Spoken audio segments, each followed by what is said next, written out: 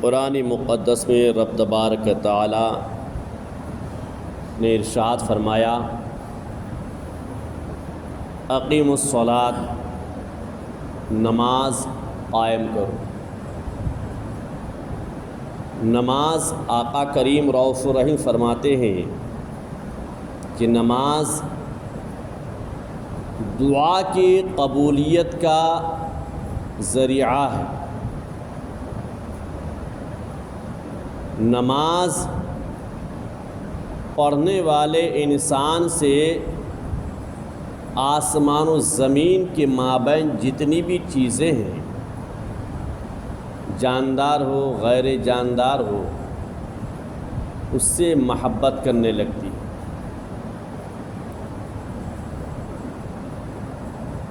آقا کریم رؤوف الرحیم صلی اللہ تعالی علیہ وسلم نے ارشاد فرمایا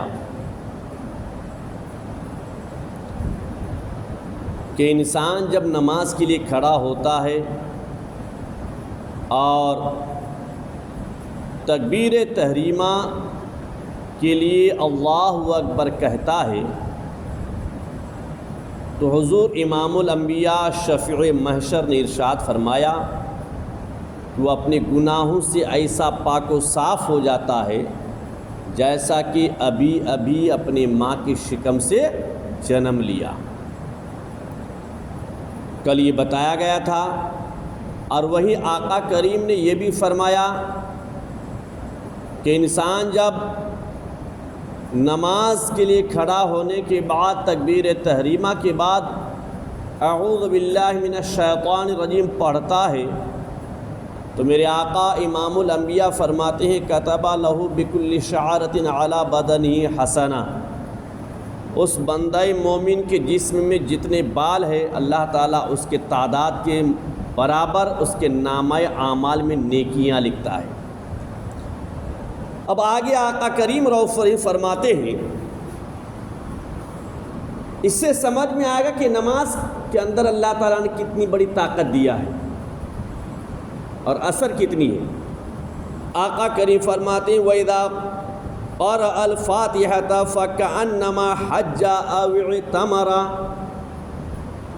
جب بندہ مومن نمازی بندہ نماز کے اندر سورہ فاتحہ کی تلاوت شروع کرتا ہے، سورہ فاتحہ پڑھتا ہے الحمدللہ رب العالمین الرحمن الرحیم مالک یوم الدین ایاک نعبد و ایاک نستعین، اس کی تلاوت کرتا ہے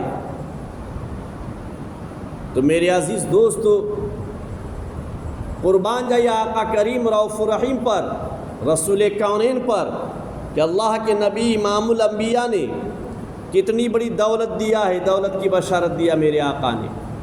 آقا فرماتے وَإِذَا قَرَأَ الْفَاتِحَةَ فَكَأَنَّمَا حَجَّ أَوْ اعْتَمَرَ، جب نماز کے اندر بندہ مومن سورہ فاتحہ پڑھتا ہے تو رب تبارک تعالیٰ اسی حج اور عمرہ کا ثواب عطا فرماتا ہے۔ حج اور عمرہ کا ثواب،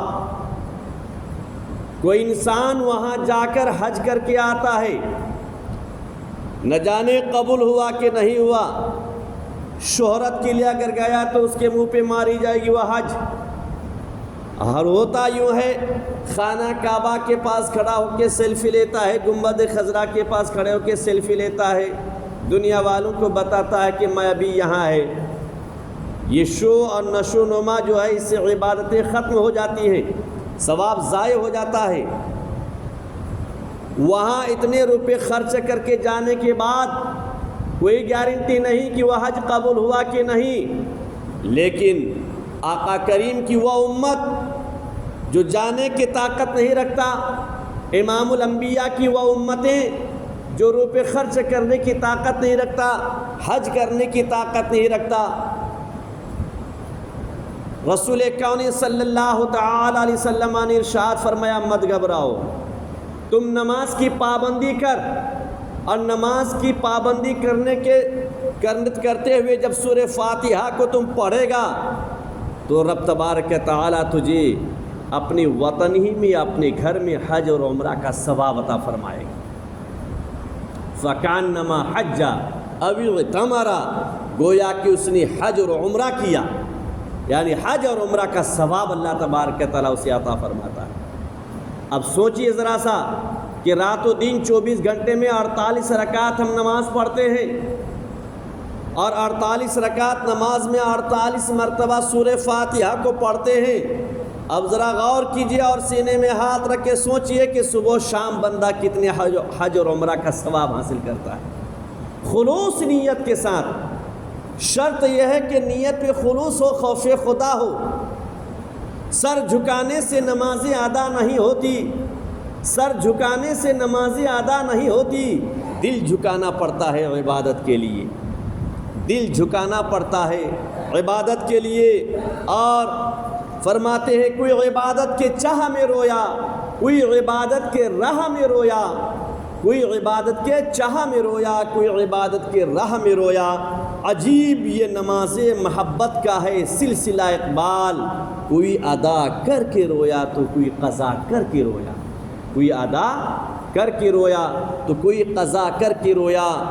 اور فکر روزی میں اللہ کو بھول گئے، فکر روزی میں انسان تلاش رزق کی ہے، رازق کا خیال ہی نہیں، تلاش رزق کی ہے، رازق کا خیال ہی نہیں۔ رزق ہم تلاش کرتے ہیں، نمازیں چھوڑ کر روزی تلاش کرتے ہیں، نمازیں قضا کر کے رزق تلاش کرتے ہیں، فجر کی نماز چھوڑ کے ہم نکل جاتے ہیں روزی کے تلاش میں تاکہ رزق زیادہ ملے۔ لیکن بندہ سوچا کہ جو رب رزق دینے والا ہے، رزق جس کے ہاتھ میں ہے، روزی کا مالک جو ہے، اس کو پہلے سجدہ کیا، بغیر سجدہ کر کے نکل جاتے ہو روزی کے تلاش میں، اللہ کہاں سے برکت دے گا؟ رزق میں اللہ ترقی کیسے دے گا؟ رزق لینا ہے تو پہلے رازق کو سجدہ کرو، اور سجدہ کر کے پھر رزق کی تلاش میں نکلو۔ میرے عزیزو، نماز انتہائی عظیم شان عبادت ہے۔ میرے آقا فرماتے ہیں، اور وَإِذَا رَكَعَ فَكَأَنَّمَا تَصَدَّقَ بِوَزْنِهِ ذَهَبًا۔ آپ نے کھڑے ہو کے سورہ فاتحہ پڑھی، اور جو ہی سورہ فاتحہ پڑھی تو اللہ تعالیٰ نے حج اور عمرہ کا ثواب دے دیا۔ سورہ فاتحہ پڑھے، اس میں کچھ اور سورہ ملائے، اور آپ رکوع میں جاتے، ہم رکوع میں جاتے ہیں، کیا ملتا ہے؟ رکوع میں جانے کے بعد اللہ ثواب کیا عطا فرماتا ہے؟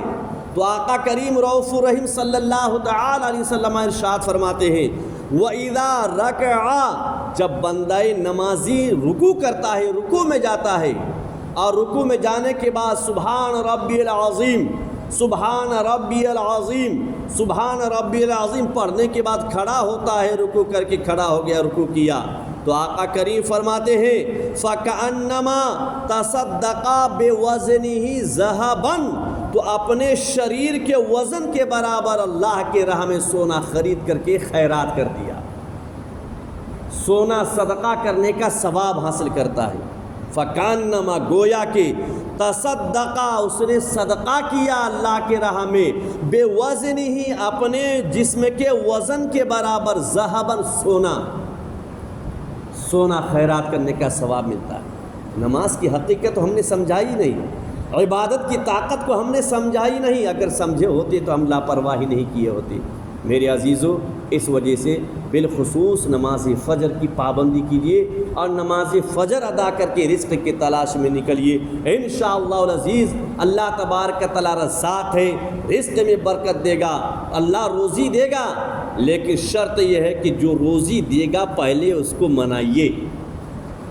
روزی جس کے ہاتھ میں ہے پہلے اس کی تعریف کیجیے، جو رزق ہمیں دے گا پہلے اس کو سجدہ کیجیے، اس کے سامنے جھکیے، اور جھک کر اس رب کی تعریف کر کے، اس رب کو سجدہ کر کے، اس رب تبارک تعالیٰ کی تعریف و توصیف بیان کر کے، اللہ تعالیٰ کو سجدہ کرنے کے بعد پھر رزق کے تلاش میں نکلیے، کاروبار میں بڑھ جائیے، تجارت کے لیے نکلیے۔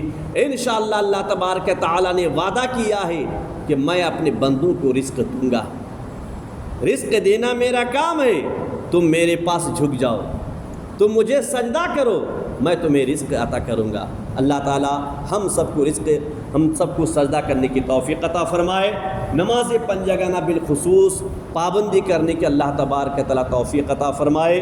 دین کی تبلیغ کیجیے، آدھا گھنٹہ 1 گھنٹہ 10 منٹ کم سے کم نماز کی دعوت دیجیے تاکہ بہکے ہوئے انسان مسجد کی جانب قدم بڑھائے۔ اللہم صلی علی سیدنا